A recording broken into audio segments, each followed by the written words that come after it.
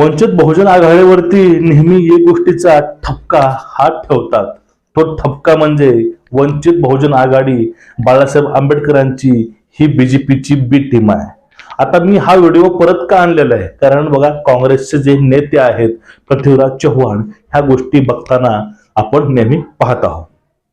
आणि त्यानंतर काल एक गोष्ट संजय राऊतांनी पण बोलली होती. ठीक आहे, बघा आपण मित्रांनो याविषयी आणि नंतर मतदारसंघातील लोक आणि महाराष्ट्रातील जनता सुद्धा यावरती एका मुद्द्यावर चर्चा करतात.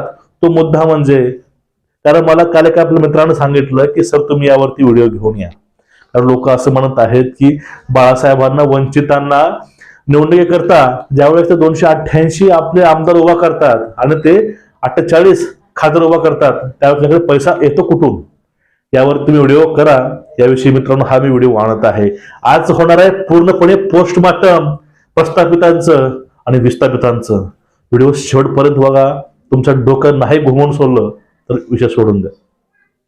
मित्रांनो बघा, महाराष्ट्रामध्ये वारंवार एक समाज घटक आहे तो म्हणजे बहुजन. बहुजन म्हणजे कोण? यामध्ये 18 पगड जाती येतात आणि ह्या बहुजनाचं शोषण करायचं काम हे प्रस्थापितांनी केलेलं आहे आतापर्यंत. आणि त्यामध्येच कुणीतर आपली मुंडी वरी काढतं त्यावेळेस दाबायचा प्रयत्न हे नेहमी प्रस्थापित करतात. म्हणजेच बहुजन. बहुजन हे आतापर्यंत प्रत्येकाला वोट करत आलेलं आहे. बहुजन हे आतापर्यंत प्रत्येकाने तरी वोटिंग केलेली आहे. आतापर्यंत भारतावरती 65 ते 67 वर्ष हे राज काँग्रेसने केलेलं आहे. मत बहुजनाचेच. आता यामध्ये काही उठतील तोंड काढून की मी मराठा एक बहुजन नाही. सर्वच आपण बहुजन आहोत. बहुजन म्हणजे बहु म्हणजे खूप जण म्हणजे लोक. काही प्रस्थापित काही मोजके आहेत बोटावरती मोजणे एवढे. आणि बहुजन म्हणजे हा पूर्ण समाज आहे, त्यामध्ये आपणही येतो. हे बहुजनाच्या मानगुटीवर पाय ठेवून जगणाऱ्या जाती आपल्यावरती राज करून गेल्या 65 68 67 वर्ष. आणि परत आता पण तीच अवस्था आहे. अशा वेळेसच आपला एखादा नेता उभारतो, ज्यावेळेस एखादं बहुजनाचं नेतृत्व समोर येतं ना त्यावेळेस त्याच्या पोटामध्ये आग उठते, त्याच्या पोटामध्ये किडे वळवायला लागतात. आतापर्यंत बहुजनाच्या वोटावरती आणि बहुजनांच्या मतावरती यांनी राजकारण केलं ना, आपल्या राजकीय पोळ्या भाजून घेतल्या. पण ज्या वेळेस ह्या बहुजनावरती मत करायची वेळ येते त्यावेळेस काहीतरी आरोप प्रत्यारोप लावून कुणाची कोण बी टीम आहे कुणाची ए टीम आहे हे दाखवायचं आणि मतदाराचं डोकं पूर्णपणे डायव्हर्ट करायचं काम सध्या ही लॉबी करताना आपण बघत आहोत. होय, खरंय, समजून घ्या. जो आतापर्यंत राजकारणापासून वंचित असलेला घटक ज्यावेळेस राजकारणामध्ये येईल त्यावेळेस नेमकं काय होईल.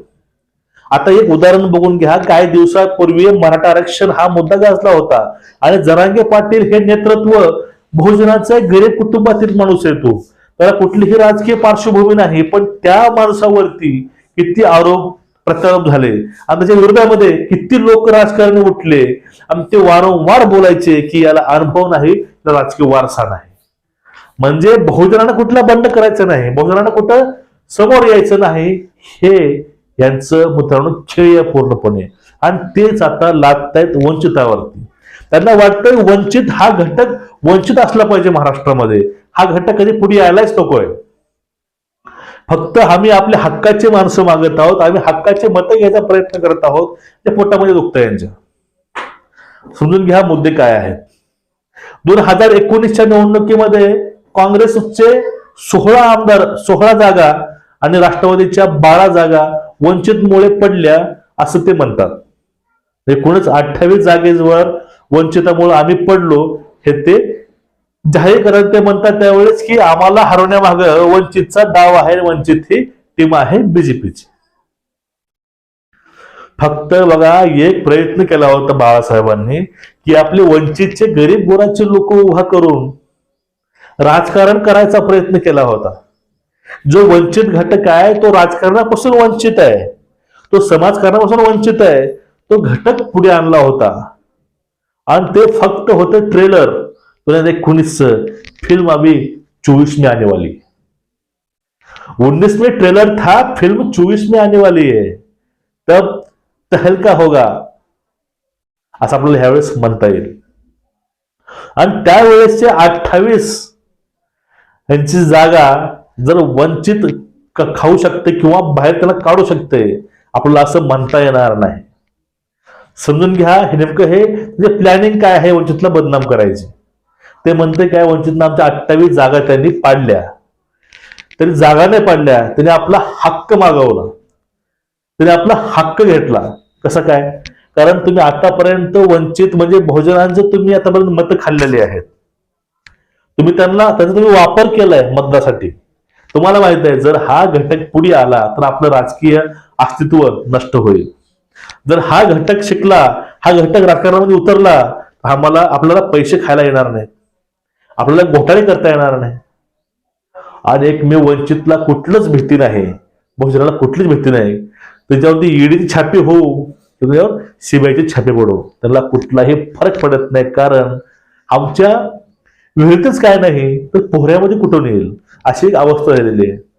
आणि जो वंचिताचा प्रश्न येतो, फक्त वंचित आपला हक्क मागत आहे. वंचित हे सांगत आहे की आपल्याला लोकशाही वाचवायची आहे, आपल्याला संविधान वाचवायचे, तर आपल्याला सोबत येऊन लढावं लागेल.